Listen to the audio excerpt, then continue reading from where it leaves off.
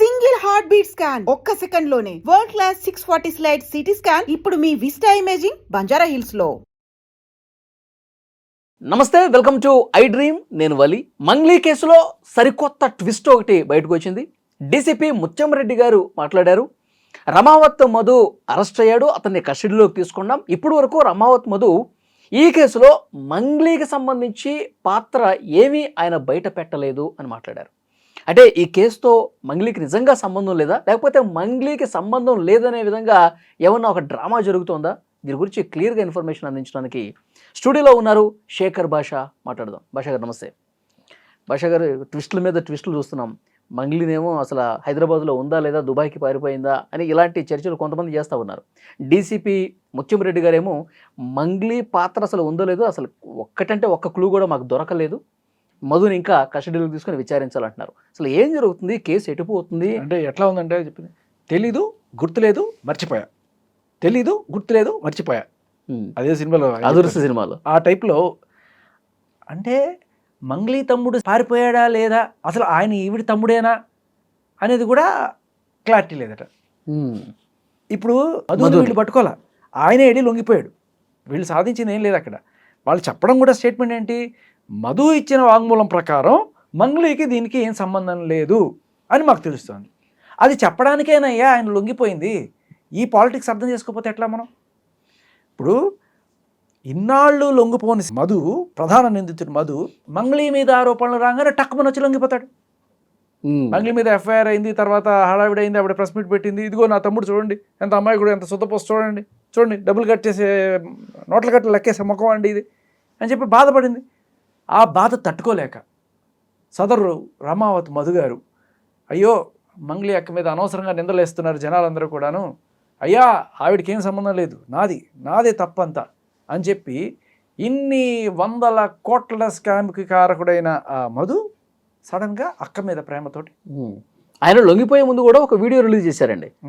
ఆయన ఒక రూమ్లో కూర్చొని మాట్లాడారు. అంటే ఆ వీడియో రిలీజ్ చేయడానికి కారణం కూడా ఏంటంటే, మంగ్లీకి ఏమాత్రం సంబంధం లేదని చెప్పి ఒక వీడియో నీ అంతటి నువ్వు రిలీజ్ చేయి అని బలవంతంగా చెప్పి. సార్, ఇప్పుడు మీడియాకి పోలీస్కి ఉన్న తేడా ఏంటంటే, మీడియా పలానా ఆయన పలానా మాట చెప్పాడు అని చెప్తాం. ఇప్పుడు రమావత్ మధు పలానా మాట చెప్పాడు అని మీడియా చెప్తారు. పోలీసులు అది కరెక్టా కాదా, వీడి ఫైనాన్షియల్ ట్రాన్సాక్షన్స్ ఏంటి, వీడి ఫోన్ కాల్స్ ఎక్కడెక్కడికి పోయినాయి, ఈ డబ్బులు ఎక్కడెక్కడి రెక్కలు చెగిరినాయి అని కదా వాళ్ళు చేయలేదు. మధు గారి వాంగ్మూలం ప్రకారం మంగ్లీ గారికి దీంట్లో ఎటువంటి సంబంధం లేదు. అది న్యూస్లో ఉంది తప్ప పోలీస్ ఇన్వెస్టిగేషన్లో లేదు. పోలీస్ ఇన్వెస్టిగేషన్ అంటే తట్టి ఆడి దగ్గర నుంచి నిజాలు రాబట్టడం. అయ్యా ఇక్కడ మంగ్లీని అరెస్ట్ చేస్తారా లేకపోతే అతన్ని ఉతుకుతారా అనేది నా ఇంట్రెస్ట్ కాదు. పుస్తకాలు అమ్ముకొని, పొలాలు అమ్ముకొని, పిల్లల స్కూల్ ఫీజులు లేకపోతే బయట నుంచి లోన్లు తెచ్చి ₹2, ₹3 వడ్డీలకి తెచ్చి అదేదో లాభం వస్తుందనే ఆశతోటో దురాశతోటో వీళ్ళందరూ పోయి డబ్బులు పెట్టుకొని ఇవాళ రోడ్డును పడ్డారు. రేపు ఉండి ఎవడన్నా ఊరేసుకుంటే ఎవడు రెస్పాన్సిబిలిటీ? సరే, వాళ్ళ దురాశ నేను కాదన్ను. అమాయకులు, middle class, lower middle class, తాండాల్లో ఉన్న బంజారా పిల్లలు, వాళ్ళు పేదలు కాబట్టి ఏదో ₹1 వస్తుందని ఒక ఆశ. ఆ ఆశని వీడు క్యాష్ చేసుకున్నాడు. కానీ ఎక్కడ ఈవిడ పేరు బదనామైపోతుందని ఈడే వెళ్ళి లొంగిపోయి ఇవాళ కథలు పడుతుంటే నీకు నాకు అర్థమవుతున్నది, వాళ్ళకి ఎందుకు అర్థం కావట్లేదు? ఆయన ఏం చెప్పాడో చెప్పడానికి ఆయన ముందుగానే వీడియో రిలీజ్ చేశాడుగా. మళ్ళీ అదే మాట ఈయన డీసీపీ గారు చెప్తున్నారు, సార్ మీరు వాళ్ళ ట్రాన్సాక్షన్స్ తీసామండి, ఇదిగో అతని ఫైనాన్షియల్ ట్రాన్సాక్షన్స్, దీంట్లో ఇలా మాకు అనుమానాస్పదంగా అకౌంట్స్ ఉన్నాయి, ఇక్కడి నుంచి ఇక్కడికి ఇన్ని కోట్లు వెళ్ళినాయి, ఇక్కడి నుంచి ఎక్కడికి ఇన్ని కోట్లు వెళ్ళినాయి, ఈవిడితో ఇంతసేపు మాట్లాడాడు, ఇవి చెక్ చేశారా? అతని ఫోను ఫారెన్సిక్కి పంపించి ఏవేవి డిలీట్ అయినాయి అవి తీసుకున్నారా? ఫోటోలు కావచ్చు, వీళ్ళతో ఉన్న రిలేషన్, ఇవన్నీ కూడా వాళ్ళు చెప్తున్నారు. మంగ్లీ గారి చెల్లెల్ని ఇప్పుడు చేసుకునే సంబంధం ఇద్దాం అనుకున్నారట మధుకి. అది నిజమా కాదా? ఒకవేళ అదే నిజమైతే ఆవిడ పేరు చెప్పుకొని నేను ఖచ్చితంగా చేసున్న మాటకి క్రెడిబిలిటీ వస్తుంది కదా. సో ఇన్ని కోణాలు పెట్టుకొని ఆయన అది చెప్పాడని చెప్పడానికి అది ఏమి ఇన్వెస్టిగేషన్ అండి? సరే, ఇప్పుడు పోలీసులు కూడా భాష గారు ఎందుకు అంత తొందరపడుతున్నారు దేనికి ఇవన్నీ చెప్పడానికి? అదే డౌట్ అందరికీ ఉంది. ఎందుకు ఆవిని రక్షించే ప్రయత్నం ఏదో గట్టిగా జరుగుతోంది అనే డౌట్ ప్రతి ఒక్కరికి వస్తుంది. మీరు 100 కామెంట్లు చదవండి, ప్రజలందరి కామెంట్లు అదే, ఎందుకు అంత రక్షించడానికి ఎందుకు అంత తాపత్రయపడుతున్నారు అని చెప్పి అనిపిస్తుంది. ఇక్కడ ఇది ఇక్కడి నుంచి మొదలవ్వాలి. అసలు ఈ మధు అనేవాడు ఈవిడికి 15 లక్షలు లేకపోతే ఎంతో పెట్టి డైమండ్ లెక్నెస్ స్కూల్ ఇచ్చాడిని, వాళ్ళ ఇంట్లోకి ఈ జనాలందరినీ తీసుకెళ్ళి అక్కడే కూర్చోబెట్టి మందు పార్టీలు ఇచ్చాడిని, తర్వాత వీళ్ళ తమ్ముడు ఈయన కలిసి అందరి దగ్గర డబ్బులు వసూలు చేశారని, దీనికి సంబంధించిన ప్రామిసరీ నోట్లు, ఆ తమ్ముడితో గడిపిన ఆ ఫోటోలు, కాల్ రికార్డ్స్ ఇవన్నీ కూడా మీడియా ముఖంగా బయటకు వస్తున్నాయి. ఇవి మంగ్లీ గారు మీడియాకి రాకముందు విషయం. ఆవిడ ఒకసారి వచ్చిన తర్వాత ఆవిడ బిహేవియర్ మనం గమనిస్తే, పాయింట్ నెంబర్ 1, నీది కాని పంచాయతీకి నువ్వు వెళ్ళి కూర్చోవు 4 గంటలు. నీకే సంబంధం లేదనుకుంటే నువ్వు వెళ్ళి పుజారి నాగేశ్వరరావు గారి లాయర్ గారి ఆఫీసులో సుబ్బుతోటి పంచాయతీ చేయవు 4 గంటలు. ఫస్ట్ డౌట్ ఎవరికైనా వచ్చేది. రెండోది, సరే నేను కాదు అని చెప్పడానికి అక్కడికి వెళ్ళాను అని చెప్పి అనుకుందాము పోని. సుబ్బు కనుక వేధిస్తుంటే సుబ్బు ఆవిడికి ఫోన్ చేయాలి 100 సార్లు. ఈవిడ సుబ్బుకి 100 సార్లు ఫోన్ చేయదు కదా. అన్ని కాల్స్ సుబ్బుకి ఎందుకు చేసింది? ఒకవేళ ఏమండి నా పేరు ఎందుకు బయటకు తీస్తున్నావు, అసలు నాకేం సంబంధం లేదు, అసలు నా పేరు తీయొద్దు, ఇది చెప్పడానికి, అది చెప్పడానికి అన్నిసార్లు కాల్ చేస్తారా? ఎప్పుడైనా సరే నువ్వు నాకు ఫోన్ చేసి విసిగిస్తున్నావు అనుకో, నువ్వు డబ్బులు తీసుకున్నావు అంట కదా, ఇవ్వరా, ఇవ్వు, నువ్వు నాకు వాళ్ళు చెప్పారు వీళ్ళు చెప్పారంటే 2 సార్లు చెప్తా, 3 సార్లు చెప్తా. నువ్వు ఫోన్ చేస్తే చెప్తా, నేను ఫోన్ చేసి నేను లేదండి నేను చెప్పుకోను. అంటిల్ అన్లెస్ నువ్వేదో పోలీస్ ఆఫీసర్ అయితే తప్ప. 4 సార్లు ఇలా చేసినప్పుడు నేనేం చెప్తా? లేదు, ఒకసారి చెప్పి అర్థం కదా, 2 సార్లు ఏమనుకుంటున్నావు నువ్వు? బ్లాక్ చేస్తాం. అంతేగాని నువ్వు నాకు 100 సార్లు ఫోన్ చేయవు. పాయింట్ నెంబర్ 2, ఈవిడ అన్నిసార్లు ఆయనకి కాల్స్ చేసింది. సుబ్బు గారికి కాల్ చేసింది, సుబ్బు గారి ఫ్రెండ్ కొడగండ్ల కార్తిక్ ఫోన్ చేసింది, వీళ్ళందరికీ ఫోన్ చేస్తూనే ఉంది. అమ్మో ఏదో అయిపోద్ది, నా మీదకి వచ్చేస్తుంది అనే భయం ఎందుకు ఉంటుంది తప్పు చేయకపోతే? 3, పోలీసులతోటి ప్రెషర్ పెట్టించడం. ఈయన పెట్టిన ఎఫ్ఐఆర్, ఈయన అంటే ఫస్ట్ కోర్టు ఇస్తా అన్నారట, ఒప్పుకోకపోతే కొట్టిస్తా అన్నారట. అది కూడా భయపడకపోతే ఏదో యాక్సిడెంట్లో పోతావు, నీ కేసు లేకుండా మేము చేసుకోవచ్చు, పోలీసులు డబ్బులు పడేస్తే ఇదే అయిపోద్ది అని చెప్పి మాట్లాడారు. ఇది కూడా అదే ఆఫీస్లో జరిగిందా? అదే ఆఫీస్లో జరిగింది అని ఈయన కంప్లైంట్ ఇస్తే A5గా పోలీసులు ఈవిని నమోదు చేశారు. అలా చేసిన పోలీసులు ఆ నెక్స్ట్ రోజు ఈవిడ సజ్జనర్ గారిని కలవడం, ఆ ఫోటో పెట్టడం, వెంటనే ఈ సుబ్బు గారికి తగిన సన్మానం పోలీస్ స్టేషన్లో జరగడం, ఇవన్నీ మనం చూసాం. అప్పటిదాకా ఒక టోన్లో మాట్లాడిన పోలీసులు సుబ్బు గారితో ఆ నెక్స్ట్ రోజు టోన్ మారిపోయింది. ఆ బాధితులందరూ ఎవరైతే రోడ్డును పడి పోలీస్ స్టేషన్కి వస్తే వాళ్ళందరికీ డ్రంక్ చెకింగ్ చేస్తూ ఉంటారు. అంటే ఏంటి, బాధితులను భయపెట్టి అక్కడి నుంచి పోయేట్టు చేసే పనికి పూనుకున్నారా పోలీసులు అనే డౌట్ రాకపోవడం. సో మంగ్లీ గారు పోలీస్ సిస్టమ్ ద్వారా బాధితులను చెదరగొట్టే ప్రయత్నం చేశారు. ఒక పక్క, ఇంకో పక్క నేను బాధితుల పక్షాన్ని నిలబడతానండి. నిజంగా నువ్వు బాధితుల పక్షాన్ని నిలబడేటైతే నువ్వేం చేస్తావు? ఏ ఇంట్లో అయితే పార్టీకి పిలిచి వాళ్ళందరినీ చేశారు, ఎందుకు ఆ ఇంట్లో ఆవిడింట్లో పార్టీ ఇచ్చారంటే ఆవిడ ఉండదంట ఆ ఇంట్లో, అప్పుడప్పుడు వచ్చి మేకప్లో అవి చేసుకుని వెళ్తూ ఉంటుందంట ఈ షూట్స్ కోసము. మిగతా టైంలో అంతా ఖాళీగా ఉంటుంది కాబట్టి వాళ్ళందరూ వచ్చి ఆ రోజున నా తాళాలు తీసుకుని వెళ్ళి పార్టీ చేసుకున్నారు. మరి ఇప్పుడు ఏ బిడ్డలైతే, ఏ బంజారా బిడ్డలు, ఏ తాండా బిడ్డలు అయితే రోడ్డున పడ్డారో వాళ్ళు 3 రోజులకు ఒకసారి స్నానం చేస్తూ బట్టలు కూడా అవే ఉతుక్కొని మళ్ళీ వేసుకుంటూ చెప్పులు లేకుండా రోడ్డును తిరుగుతున్నా మీ బంజారా బిడ్డ, నేను బంజారా బిడ్డ అని చెప్పుకుంటున్నావే, వీళ్ళు బంజారా బిడ్డలని నీకు గుర్తురాట్లేదా? బంజారా బిడ్డలకి నేను న్యాయం చేస్తా అనే కోణంలో ఎక్కడ మనకి వాళ్ళకి ఈవిడ సపోర్ట్ అందిస్తున్నట్టు కనబడకపోగా, ఈ బంజారా బిడ్డ అనే మన బంజారా హిల్స్ బిడ్డ ఆవిడ ఎంత చక్కగా ఆ బంజారా బిడ్డ అనే పదాన్ని రాజకీయానికి వాడుకుంటుంది గమనించండి. ఇప్పుడు బంజారా బిడ్డలు అంటే వాళ్ళకి రిజర్వేషన్స్లో కావచ్చు, వాళ్ళకి ఎందుకు మనం అంత ప్రిఫరెన్స్ ఇస్తామంటే పేదవాళ్ళు, వాళ్ళు బాగుపడాలి అనేవాళ్ళు. ఈవిడికి 10 లక్షలు 15 లక్షలు తీసుకుని ఈవిడ పేద, ఈవిడికి బంజారా బిడ్డ రాజకీయం ఎలా పనిచేస్తుంది? కాదు కదా. ఈవిడ బంజారా హిల్స్ బిడ్డ, బంజారా బిడ్డ కాదు. కానీ అవసరం వచ్చింది కాబట్టి ఆ కార్డు బయటికి తీస్తాం, అయ్యో నేను బంజారా బిడ్డని. తర్వాత ఆడబిడ్డనండి అంటే ఆడబిడ్డకు ఒక న్యాయం. నువ్వు ఆడబిడ్డే, ఈడబిడ్డ కాదు నిజం చెప్పాలంటే.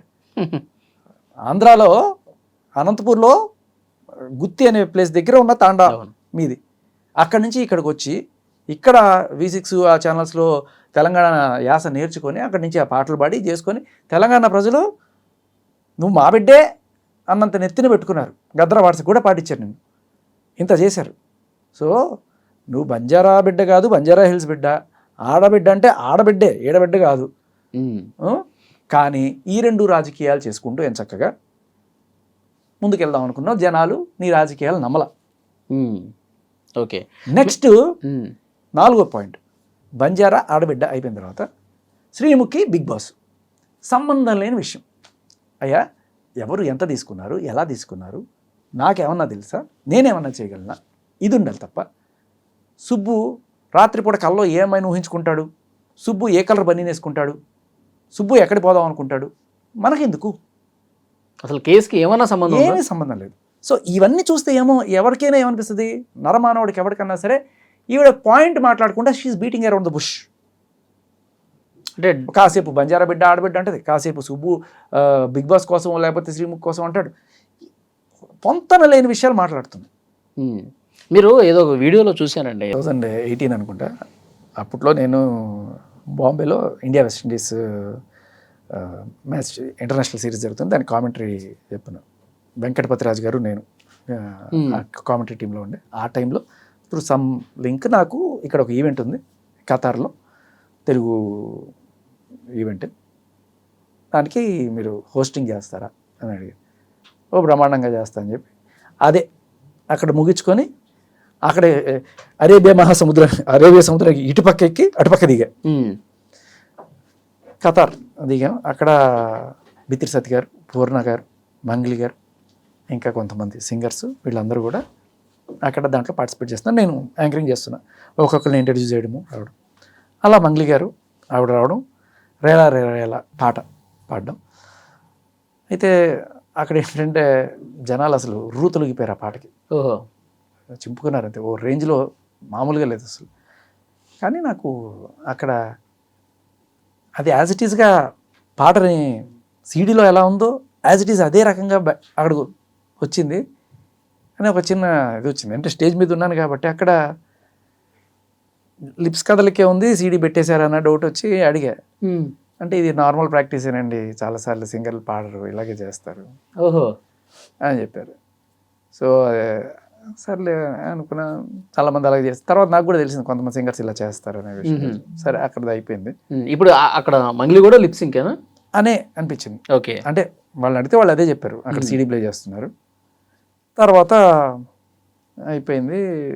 ఏదో మమ్మల్ని అందరినీ కూడా సరదాగా తీసుకెళ్లారు. ఆ బీచ్, అక్కడ సీలేన్ బీచ్ అని ఒకటి ఉంది, అది ఇచ్చారు. ఆ ఒంటెలు ఎక్కించడము అవన్నీ చేసి అయిపోయింది.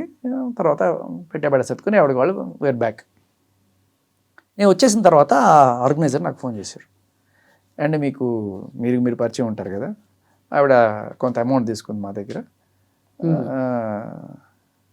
కొంత అమౌంట్ అంటే ఇప్పుడు ప్రోగ్రామ్ చేసినందుకు ఇస్తారు కదా, ఆ అమౌంట్ కాకుండా ఆ అమౌంట్ ఆల్రెడీ తీసేసుకుంది. ఓకే, అది స్టేజ్ ఎక్కక ముందే తీసేసుకుంటారు. బట్ తర్వాత ఏమవుతుందంటే ఈ ఖతార్లో షాపింగ్ చేసుకోవడం కోసం, దోహాలో షాపింగ్ చేసుకోవడం కోసము కొంత అమౌంట్ తీసుకున్నారు. కొంతమంది ముందుగానే తీసుకుని తర్వాత పంపించేస్తారు ఆ అమౌంట్.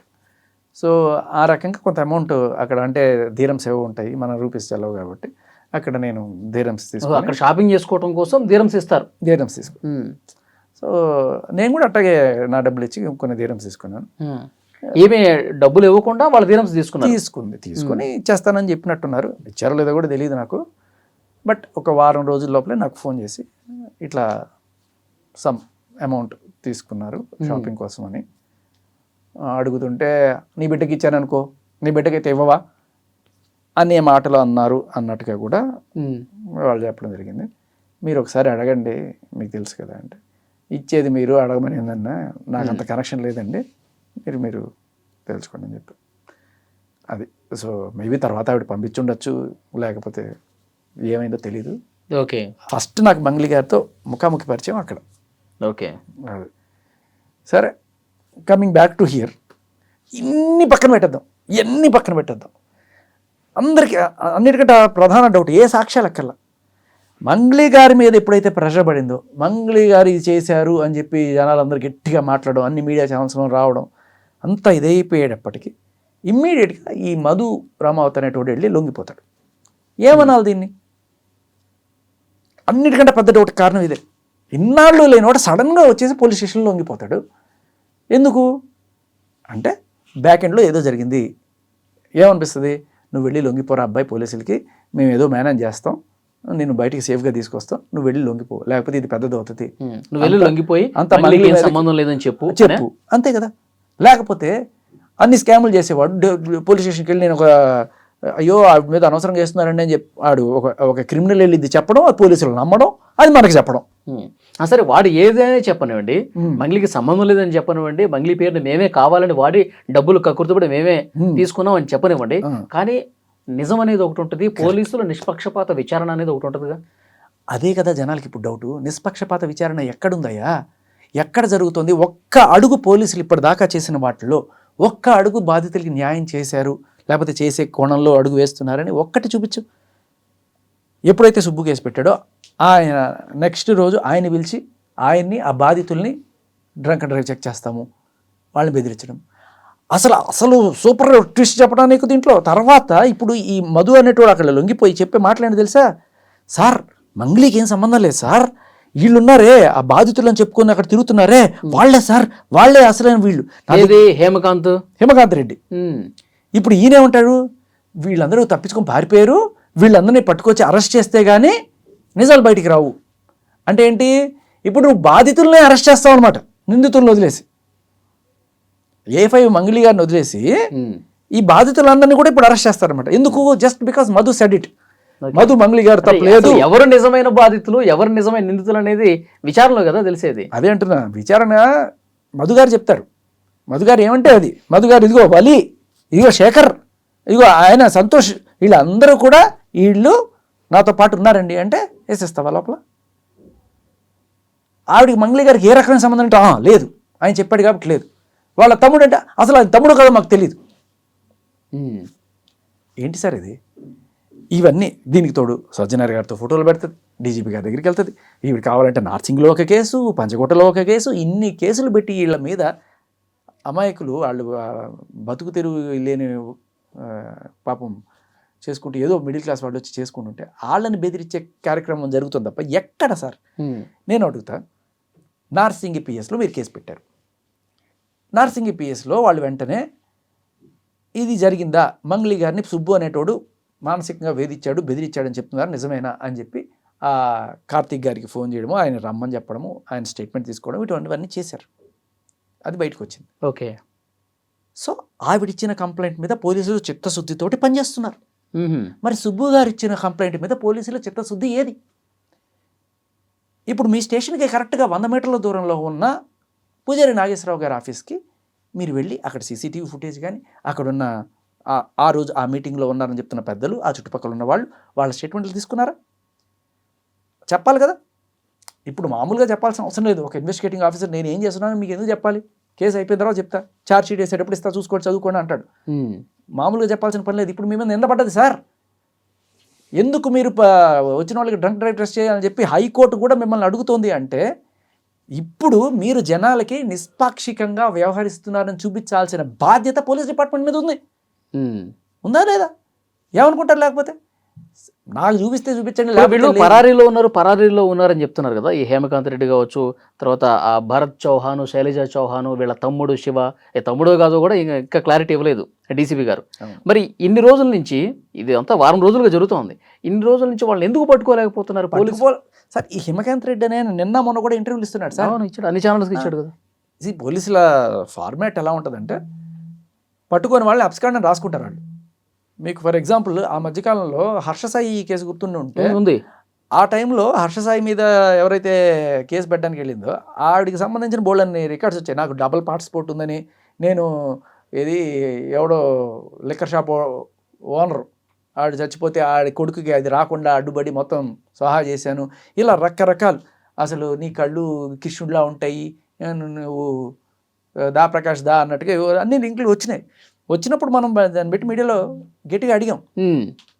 అడిగితే అడిగిన దానికి మన మీద కేసు పెట్టారు పోలీసులు. ఈ సాక్ష్యాలు చూపించి ఇది ఉంది సార్, ఇలా డబల్ పాస్పోర్ట్ ఏమిటి, ఇవన్నీ తప్పు కదా, మీరు ఎంక్వైరీ చేస్తారా లేదా అని అడిగితే ఈవిడకున్న పరపతితోటి సేమ్ ఇప్పుడు ఈ ఎలా వాడుతున్నారు పోలీసు పరపతిని, అప్పుడు వాడి మన మీద కేసు పెట్టారు.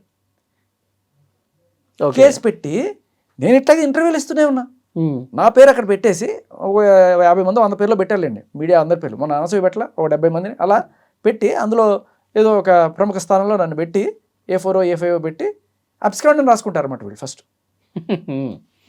వాళ్ళ పద్ధతి అది, ఓకే, పోలీస్ మోడస్ ఆపరండి అది. సో అంతమంది వాళ్ళు రాశారన్నంత మాత్రం వాళ్ళు తప్పించుకొని పారిపోయినట్టు కూడా కాదు.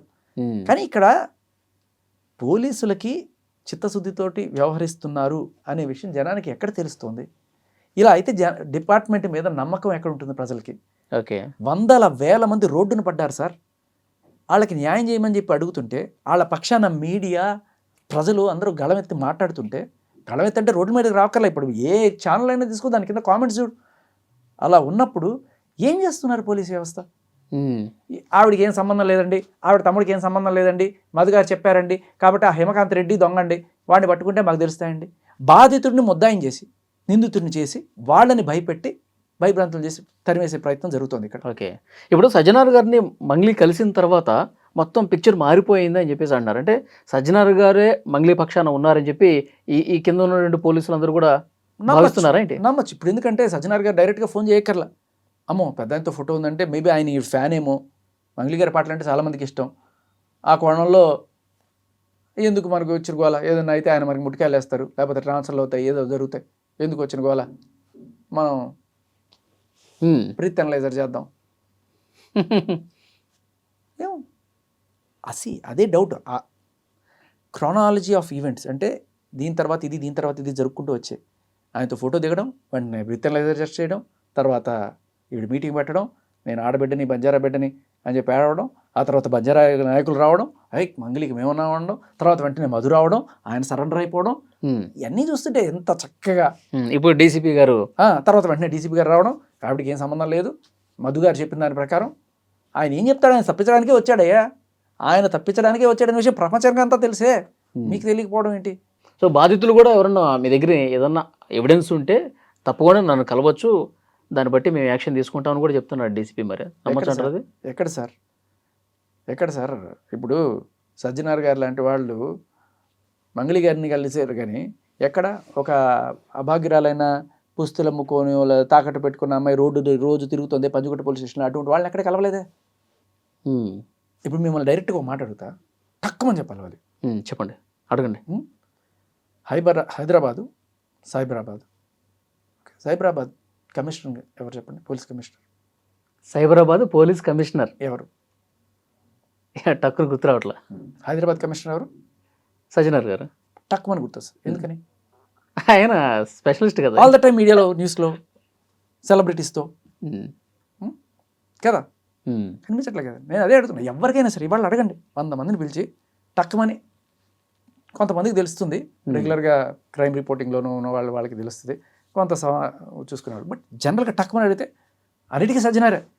సైబరాబాద్లో ఉండేవాళ్ళు కూడా సజ్జనారే అనుకుంటుంటారు పాపం.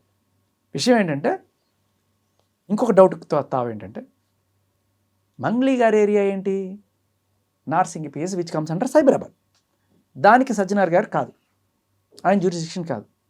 మరి అందుకనే ఆ నెక్స్ట్ రోజు వచ్చి పంజగుట్ట పిఎస్లో కేసు పెట్టారు. ఆయన పరపతి ఇక్కడ పనిచేస్తుంది కాబట్టి ఇక్కడ నెక్స్ట్ రోజు వచ్చి అందుకు కేసు పెట్టారని డౌట్లు కూడా వస్తున్నాయి. ఇది కూడా కొంచెం డౌట్, అనుమానం ఎక్కువైంది. లేకపోతే నార్సింగ్లో కేసు పెట్టారు, మళ్ళీ ఇక్కడ కేసు పెట్టారు, ఎన్ని చోట్ల కేసులు పెడతారు? ఓకే, సో ఫైనల్గా మంగ్లీ గారి పేరు ఇక రాదంటారు ఈ కేసులో. అదే ఇప్పుడు ఇన్ని చూస్తున్నప్పుడు ఒక సగటు మీడియా పర్సన్గా, లేకపోతే సగటు పౌరుడిగా ఎవరికైనా సరే ఏమనిపిస్తుంది? సర్లే పోలీసులు ఏదో ఆవిడ సేఫ్ గార్డ్ చేయడానికి ట్రై చేస్తున్నారనే అనిపిస్తుంది తప్ప ఎక్కడా కూడా బాధితుల కోసం తీసుకున్న ఒక్క అడుగు కనిపించట్లేదు. సో ఇక్కడ ఇది పోలీసుల దగ్గర జరిగే పని కాదు. గవర్నమెంట్ చొరవ తీసుకొని, ఆంధ్ర గవర్నమెంట్, తెలంగాణ గవర్నమెంట్ రెండు చోట్ల కూడా జరిగినాయి కాబట్టి, అక్కడే కాకుండా కర్ణాటకలో కూడా జరిగాయి అంటున్నారు. ఇంత పెద్ద రాకెట్కి మీరు ఒక సిట్ లాంటిది ఏదైనా వేసి దీన్ని దర్యాప్తు చేయించాలి, నిష్పాక్షికంగా దర్యాప్తు జరగాలి. అండ్ ఇంకొకటి, అనవసరమైన అత్యుత్సాహాలు ప్రదర్శించి ఇటువంటి ఫోటోలు ఇవ్వడాలు, లేకపోతే ఇటువంటి అంటే అక్యూజ్డ్ కేసుని ఇన్ఫ్లుయెన్స్ చేసే రకంగా ఉండకూడదు. మంగ్లీకి ఏం సంబంధం లేదు అంటే A5గా ఎందుకు పెట్టారు ఆవిడ్ని? సో ఆవిడే అంటే ఆ కేసు ఇది కాకపోయినా ఆవిడ బెదిరించిన నేపథ్యం రిజిస్టర్ అయింది అక్కడ. ఎందుకు బెదిరించారు అంటే ఎందుకు ఇన్ని కోట్లు ఇన్వాల్వ్ అయినాయి కాబట్టి. మరి ఆవిడకి ఇది ఉన్నా లేకపోతే ఆవిడ ఫ్యామిలీలో వాళ్ళు ఇన్వాల్వ్ అయినారు, వాళ్ళని కాపాడాలనుకునే నేపథ్యంలో అయినా సరే బెదిరించింది అనే కోణంలోనే కదా ఎఫ్ఐఆర్ నమోదైంది. ఇంకా ఏంటంటే ఇంకా నిజాయితీగా కొంతమంది చెప్పేది ఏంటంటే సరే ఆమెను తప్పించాలనుకుంటున్నారా, తప్పించేయండి, ఏదైనా జరగండి, కానీ ఇక్కడ రోడ్ల మీదకి వచ్చినటువంటి బాధితులు కానీ న్యాయం చేయండి ఫైనల్గా కోరుకునేది. అంతే అంతే. చూద్దాం సార్ ఏం జరగబోతుంది కేసులో. Thank you. And for more videos, Please subscribe to iDream. Please subscribe to iDream. Please subscribe iDream. And please subscribe to iDream. For more videos, subscribe to iDream. please like, share and subscribe to the channel. Congratulations, iDream. Subscribe to iDream. Subscribe to iDream. So subscribe to iDream Media. iDream ki iDream team andarki huge congratulations. Please subscribe iDream Media. Please subscribe to iDream. Subscribe iDream. Please subscribe to iDream. iDream అంటే నా కళల channel subscribe చేసుకున్న నోరు తిరుగుతలేదు, మీరైతే గంట గుర్తు కొట్టండి. For more such videos, please subscribe to iDream. Subscribe to iDream. Please subscribe to iDream. Please subscribe iDream Media. Please do subscribe to iDream. Please subscribe to iDream Media. For best entertainment and information, please subscribe iDream. And don't forget to subscribe to iDream.